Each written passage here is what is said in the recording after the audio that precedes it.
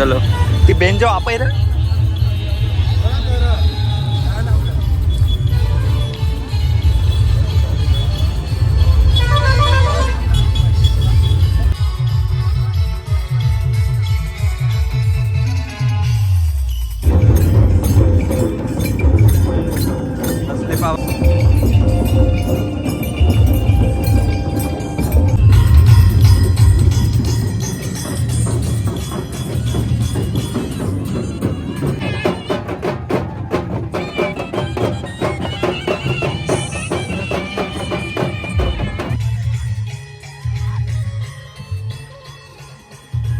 બંધારણમાં અધિકારો મળ્યા છે એ અધિકારો પર જ્યારે તરાપ મરાતી હોય તો એ પણ આપણે આજના દિવસે યાદ કરવું જોઈએ. આજના આ કાર્યક્રમમાં નાચી કૂદીને ઘરે જવાનું નથી, પણ આ નથી લેવાના. જે લોકોએ અમને ચોર કીધા છે આવનાર દિવસમાં એનો જવાબ પણ એ લોકોએ આપવો પડશે, એનો ખુલાસો પણ એ લોકોએ કરવો પડશે. 13 તારીખે 5 દિવસનું બેસણું કેવડિયા ખાતે એ લોકોનું રાખ્યું છે એમના પરિવારોએ. ત્યારે એ લોકોની આપવીતી જોઈને, એ યુવાનોને જે રીતે મારવામાં આવ્યા એ જોઈને ખરેખર એટલી બેરહેમીથી આદિવાસી યુવાનો પર અત્યાચારો થયા છે. ત્યારે આ 13 તારીખે આજના મંચ પરથી તમને આહવાન કરું છું, કેવડિયા વાળા એકલા નથી, એમની સાથે ડેડિયાપાડાના લોકો પણ છે. 13 તારીખે આખું કેવડિયા ભરાઈ જશે. 13 તારીખે આખું કેવડિયા અમે ભરી દઈશું. તૈયાર છો બધા? પોલીસના મિત્રોને પણ કેમ છું, ઘણા પોલીસ અધિકારીઓ આપણા સમાજના છે, એમને પણ હું આજના મંચ પરથી કેમ છું. તે દિવસે કેવડિયા જતા વચ્ચે નાકા આવશે ને તો તમે જાણો ને તમારું કામ જાણે. આદિવાસી સમાજ અંગ્રેજો સામે પણ ઝૂક્યો નથી. આજે ગોરા અંગ્રેજો ને કાળા અંગ્રેજો સામે પણ ઝૂકી છે. આ આદિવાસી અમે એટલા માટે ગર્વ અનુભવીએ છીએ, અમે અહીંયા આદિ અનાદિ કાળથી વસીએ છીએ, અહીંના અમે મૂળ નિવાસી છે, મૂળ માલિકો છે. આજે અમને વનવાસી કહેવામાં આવે છે, વનબંધુ કહેવામાં આવે છે. અમે આદિવાસીઓ છે, હજારો વર્ષોથી વસનારા આદિવાસીઓ છે. અમે જે વખતે આ વિસ્તારોમાં આ દેશ પર જે વખતે મુગલોનું આક્રમણ થયું, હુણોનું આક્રમણ થયું, ફ્રેન્ચોનું આક્રમણ થયું, પોર્ટુગીઝો આવ્યા, અંગ્રેજો આવ્યા, ત્યારે પણ આદિવાસીઓ ગુલામી નથી સ્વીકારી.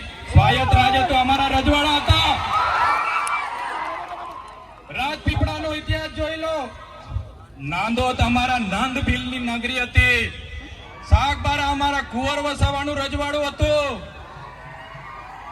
હેલાદાબમાં અમારા રાજા પાંઠાવીનો દેવનું રજવાડું હતું.